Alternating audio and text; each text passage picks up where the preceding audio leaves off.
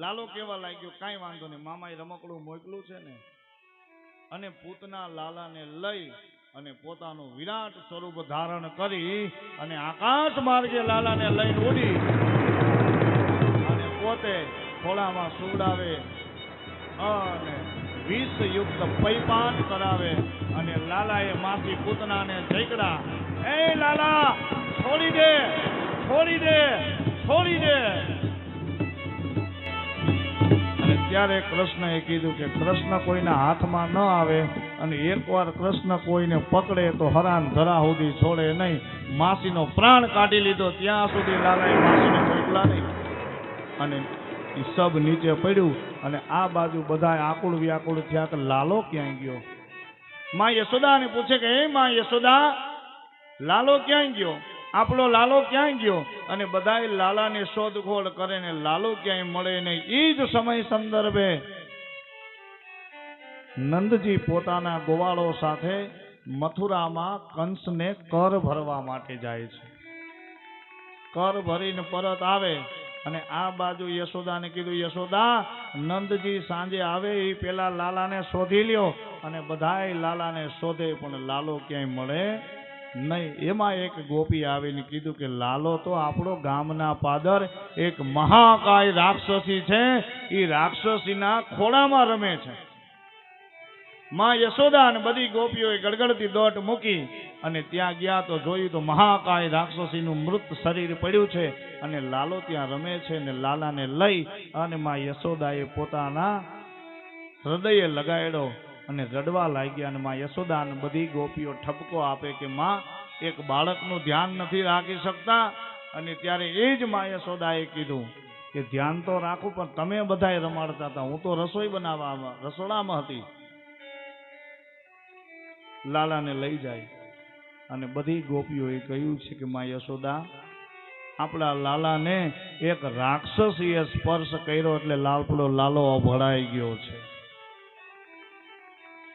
એક રાક્ષસીનો સ્પર્શ થયો એટલે આપણો લાલો અભડાણો છે. તો હાલો હવે લાલાને પેલા સ્નાન કરાવીને ત્યારે સાહેબ યમુના જળમાં કેસર ગોળી સ્નાન કરાવો શામળા. યમુના જળમાં કેસર ગોળી સ્નાન કરાવું શામળા. યમુના જળમાં કેસર ગોળી સ્નાન કરાવો શામળા. યમુના જળમાં કેસર ઘોડી સ્નાન કરાવું શામળા. હલકે હાથે અંગો ચોરી લાડ લડાવો મારા શામળા. હલકે હાથે અંગો ચોડી લાડ લડાવું મારા શામળા. તમે કોક દિવસ વૈષ્ણવોની ઘેરે જાજો કે ઠાકોરજી મહારાજને એના ઘરે પધરાવ્યા હોય, જેમ જેમ ઋતુ બદલાય ને એવી જ રીતે ઠાકોરજીને લાડ લડાવે. બપોરે રોજ ઠાકોરજીને ભોગ ધરે, વસ્ત્ર પરિધાન કરે અને રાત્રે ઠાકોરજી મહારાજને શયન કરાવે. શિયાળો આવે અને ઠાકોરજી મહારાજને ઊનના વસ્ત્રો પહેરાવે. ઉનાળો આવે એટલે ઠાકોરજી મહારાજની માથે પંખો મૂકે અને એ ઠાકોરજીને સ્નાન કરાવતા હોય તેના વૈષ્ણવની અંદર કેવો ભાવ હોય. વસ્ત્ર અંગે લોછી આપો પીળું પીતાંબર શામળા. વસ્ત્રો અંગે લૂછી આપું પીળું પીતાંબર શામળા.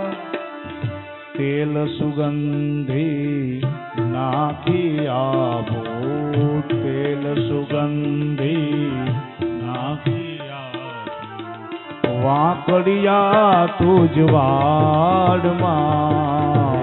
તેલ સુગંધી નાખી આપો વાકડિયા તુજ વાળમાં યમુના જળમાં કેસર ઘોળી, યમુના જળમાં કેસર ઘોળી, સ્નાન કરાવું શામળા, સ્નાન કરાવું શામળા. અને પછી ભગવાનને પાછા લાડ લડાવે. કુમ કુમ કે તિલક લગાવો, ત્રિકમ તારા વાલમાં. કુમ કુમ કેરા તિલક લગાવો, ત્રિપુન તારા ભાલમાં. પછી અલબેલી આંખોમાં આંજુ, અલબેલી આંખોમાં આંજુ, અંજન મારા વાલમાં. અલબેલી આંખોમાં આંજુ, આંજન મારા વાલમાં. ત્યારે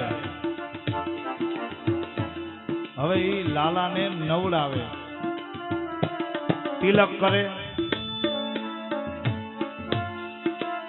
આંખમાં આંજણ આંજે, અને પછી લાલાને હામો રાખે. હસતી જાવું વાટે ઘાટે, હસતી જાવું વાટે ઘાટે, નાચી ઉઠું તાલમાં, નાચી ઉઠું તો તાલમાં.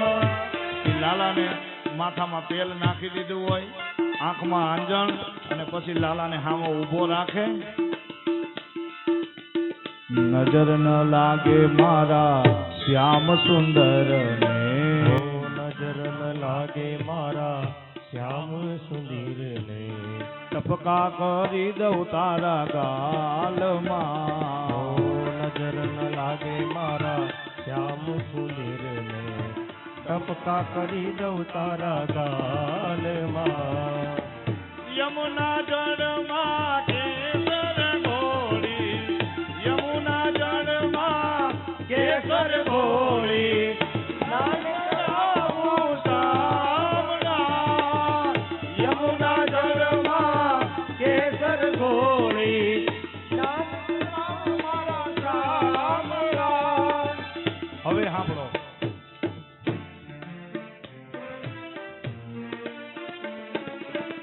પગમાં ઝાંઝર છુમ છુમ બાજે, પગમાં ઝાંઝર છુમ છુમ બાજે. ઈ પગમાં ઘુઘરીઓ વાગતી હોય તી લાલો કેવો લાગે. પગમાં ઝાંઝર છુમ છુમ બાજે, પગમાં ઝાંઝર છુમ છુમ બાજે.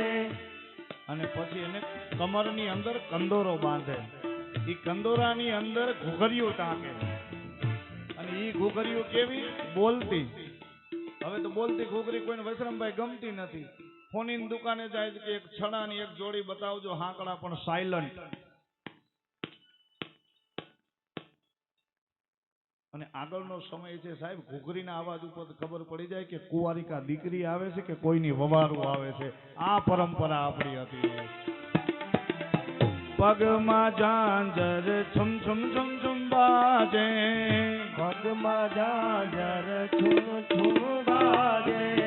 કરમાં કંકણ વાલમાં, કરમાં કંકણ વાલમાં. અને પછી કંઠે મારા કાનમાં કુંડળ, કંઠે મારા કાનમાં કુંડળ. ચોરે ચિતડું છાલમાં, ચોરે ચિતડું છાલમાં. એ પગની અંદર ઝાંઝરી બાંધી દે બાળકને, કમરમાં કંદોરો બાંધે, પગમાં ઝાંઝરી બાંધે, કમરમાં કંદોરો બાંધે અને એ બાળકને તૈયાર કરે અને ઈ પાપા પગલી ભરતું હોય ને જાંજરીનો છમ અવાજ આવે ને સાહેબ એ ઘરની અંદર એમ લાગે કે અખિલ બ્રહ્માંડનો નાથ રમી રહ્યો છે. આ બાળક છે. છેલ્લે મોર મુકુટ માથે પહેરાવી, મોર મુકુટ માથે પહેરાવી, મોરલી આપું તારા હાથમાં, મોરલી આપું તારા હાથમાં. પછી ઈ વાંસળીના સૂર રેલાય. લાલાને વાંસળીના સૂર રેલાય એટલે બધી ગોપીઓ એનું ભાન ભૂલે અને ત્યારે કૃષ્ણ કૃપાળુ નિરખી શોભા, કૃષ્ણ કૃપાળુ નિરખી શોભા, સગળે સગળી વાસમાં, ઓ સગળે સગળી વાસમાં. યમુના જળમાં કેસર ઘોડી, યમુના જળમાં કેસર ઘોડી, સ્નાન કરાવું સાંભળા. જળમાં કેસર ઘોડી, દાન કરાવું સાંભળા. આવું લાલાને સ્નાન કરાવે છે. પણ હજી તો લાલો ગોઠણિયા પર હાલતોય નથી થયો. બપોર પછી લાલો ડગમગ ઊભો રહેતો થવાનો છે અને પછી હાલતા શીખશે અને હાલતા શીખશે ને એને વાચા આવશે ને જીભ આવશે અને પછી કૃષ્ણના તોફાન બપોર પછી ચાલુ થવાના છે. હજી તો નામકરણ વિધિ આવશે.